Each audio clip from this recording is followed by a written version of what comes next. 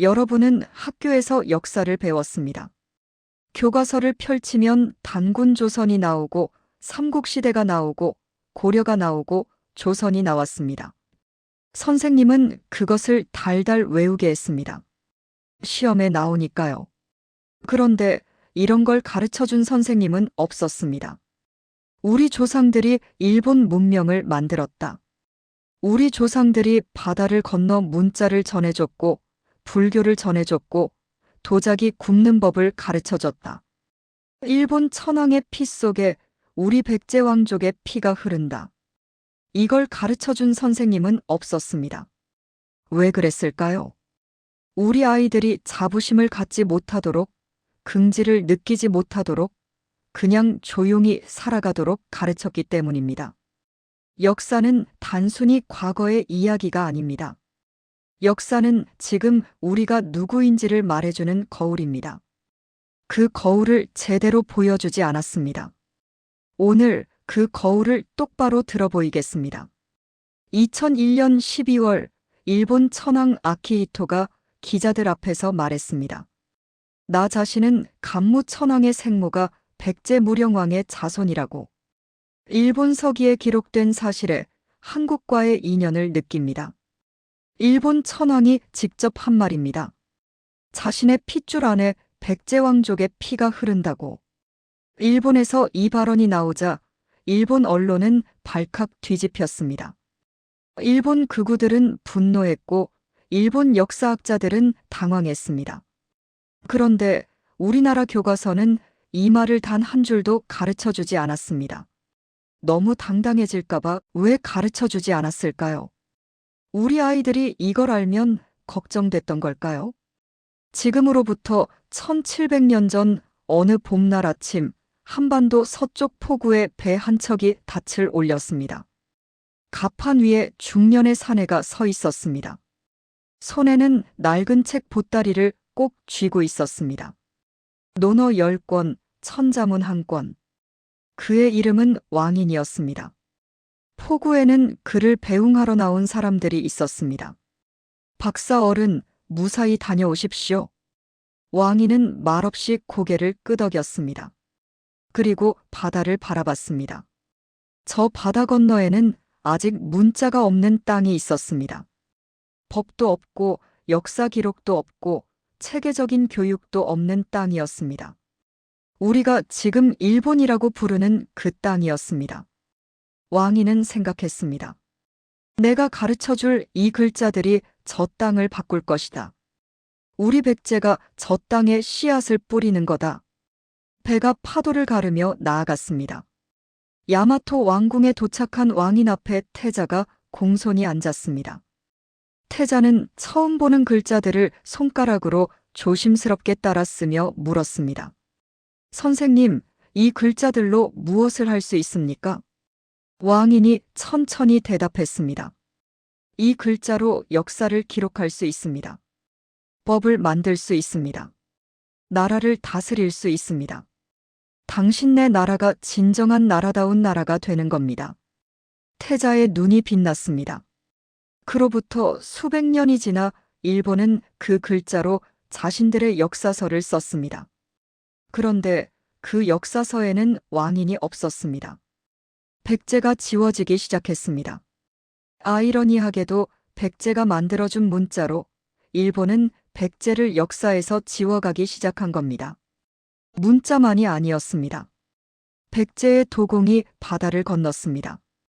그의 이름은 역사에 남아있지 않습니다. 하지만 그의 손에서 빚어진 도자기는 일본 귀족들이 한 번도 본 적 없는 것이었습니다. 윤이 나고 단단하고 아름다운 그릇. 야마토 왕궁 귀족들은 그 그릇을 보물처럼 여겼습니다. 밥을 담아 먹는 그릇이 아니라 신전에 모셔두는 보물로 취급했습니다. 그 도공이 일본 땅에 처음 가마를 놓던 날 일본 도자기의 역사가 시작됐습니다. 지금 일본이 세계에 자랑하는 도자기 문화의 뿌리, 거기 백제 도공의 손이 있습니다. 백제의 기와장이가 바다를 건넜습니다. 그의 손으로 처음 기와지붕이 올라가던 날 일본 최초의 절이 세워졌습니다. 기와 한 장 없던 땅에 처음으로 절 지붕이 올라가는 것을 보며 야마토 사람들은 입을 다물지 못했습니다. 저게 가능한 일인가? 저 기술은 어디서 온 것인가? 전부 백제에서 왔습니다. 백제의 스님이 바다를 건넜습니다. 불경 소리가 처음으로 일본 열도에 퍼지던 날 야마토 왕은 무릎을 꿇었습니다. 그 스님이 전해준 불교가 이후 일본 문화의 중심이 됐습니다. 나라 도다이지 대불, 교토 금각사, 일본이 세계에 자랑하는 그 웅장한 사찰들의 뿌리를 거슬러 올라가면 어김없이 백제 스님의 발자국과 만납니다.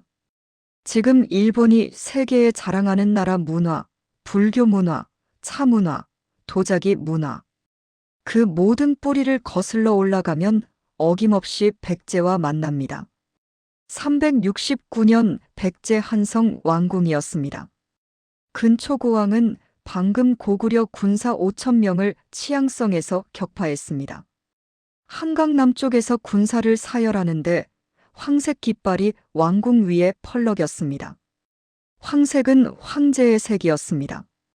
근초고왕은 스스로 황제임을 선포한 겁니다.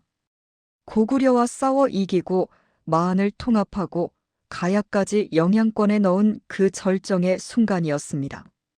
그날 외의 사신이 왕궁 대전 안으로 들어섰습니다. 먼 바다를 건너온 사신의 옷은 바닷바람에 젖어 있었습니다. 그는 근초고왕 앞에 무릎을 꿇었습니다. 근초고왕은 천천히 옥좌에서 일어났습니다. 시종이 붉은 비단에 쌓인 무언가를 가져왔습니다. 비단을 펼치자 기이한 형태의 칼이 드러났습니다. 7개의 가지가 달린 칼, 칠지도였습니다. 100번을 단련한 강철로 만든 칼이었습니다. 칼 몸통에는 금으로 글자가 새겨져 있었습니다. 근초고왕이 입을 열었습니다. 외왕에게 전하라. 이 칼을 하사하노니 후세의 길이 전하여 보이라.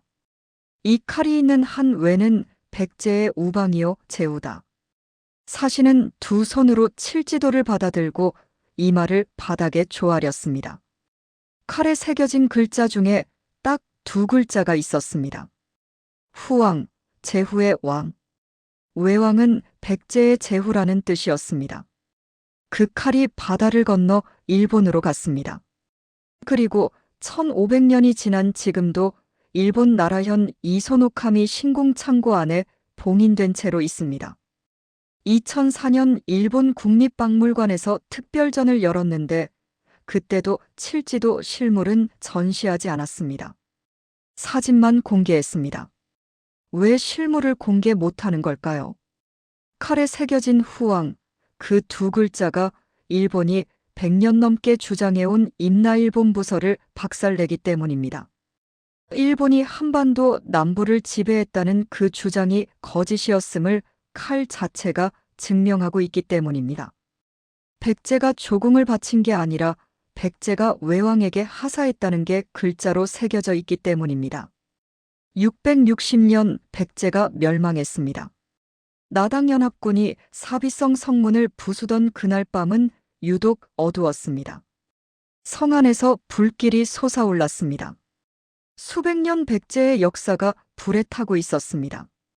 폭우로 향하는 사람들이 있었습니다. 귀족이 있었고 장인이 있었고 학자가 있었고 도공이 있었습니다. 어린아이를 안고 뛰는 어머니가 있었고 책 보따리를 머리에 이고 걷는 노인이 있었습니다. 그들은 고향을 등지며 마지막으로 한번 뒤를 돌아봤습니다. 불타는 사비성이 보였습니다. 누군가 오열했습니다. 그들이 탄 배가 서해를 건넜습니다. 빈손으로 가지 않았습니다. 백제의 기술을 품고 갔고 백제의 혼을 품고 갔습니다. 일본은 그들을 받아들였습니다.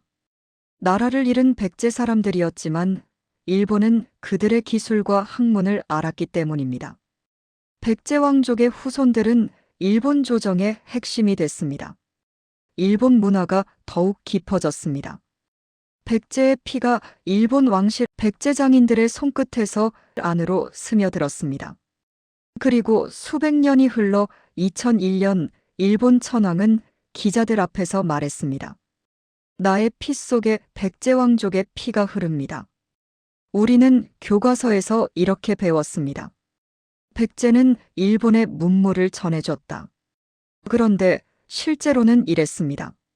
문자가 없던 땅에 문자를 줬고, 종교가 없던 땅에 불교를 줬고, 기술이 없던 땅에 도자기와 기와와 건축을 줬습니다. 그리고 칼 한 자루를 내려보내며 말했습니다. 이 칼이 있는 한 너희는 우리의 제후다. 문물을 전해준 게 아니었습니다. 문명을 만들어준 겁니다. 지금 일본이 세계에 자랑하는 그 문화의 뿌리, 일본 천황의 핏줄, 지금도 일본 신사 깊숙이 봉인된 그 칼 한 자루가 모두 같은 곳을 가리키고 있습니다. 백제입니다. 우리 아이들이 이걸 알아야 합니다. 우리가 누구인지를 알아야 합니다. 어디서 왔는지를 알아야 합니다. 그래야 어디로 가야 하는지를 압니다. 역사를 가르친다는 것은 단순히 연도와 사건을 외우게 하는 게 아닙니다. 우리 후손들에게 자부심을 주는 겁니다. 긍지를 주는 겁니다. 우리는 그런 역사를 가진 민족이라는 것을 알게 해주는 겁니다. 우리가 너무 오래 잊고 있던 나라, 백제가 거기 있었습니다. 그리고 그 백제의 피가 지금 우리 안에 흐르고 있습니다.